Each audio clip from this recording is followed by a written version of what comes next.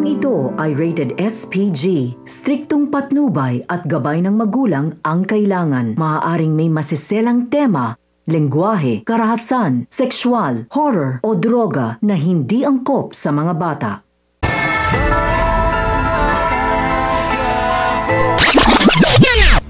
Si Tanggol na nga kaya ang magiging escort ni Mokang dahil sa matutuklasang ito ni Tanggol.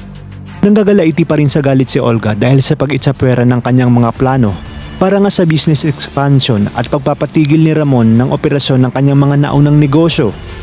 Kaya naman sinabi ni Olga kay Greg na kinakailangan manmanan nito ang kanyang tito Ramon dahil sigurado nga siyang hindi lang negosyo ang pakay nito sa Quiapo dahil nga alam nitong naroroon ang kanyang anak. Kaya naman kinakailangan mapigilan nila ito dahil pag nagkataon ay baka tuluyang sa kangkungan na sila pulutin. Sa kabilang banda, hindi pa man nakakapasok si Tanggol ay makikita na nila ang panghihipon ni JP kay Mokang kung kaya't dito mag-iinit ang ulo ni Tanggol. At dahil hindi pa sila nakakahanap ng tiyempo upang makapasok ay uutusan niya si Oweng na pumasok upang maghanap ng ibang malulusutan.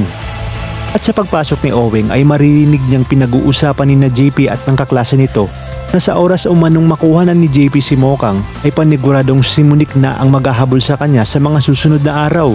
Kaya naman dali-daling pinuntahan ni Oweng si Tanggol para sabihin ang masamang plano ng tukmol na si JP.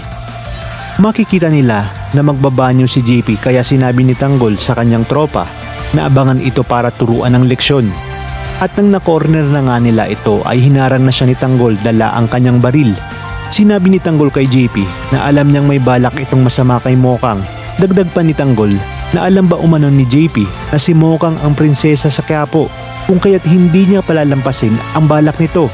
Maangas namang sasagot si JP ngunit makikita niyang tatlo na ang nakatutok na baril sa kanya at nang paputokan na ito ay nagmamadali siyang kumaripas ng takbo.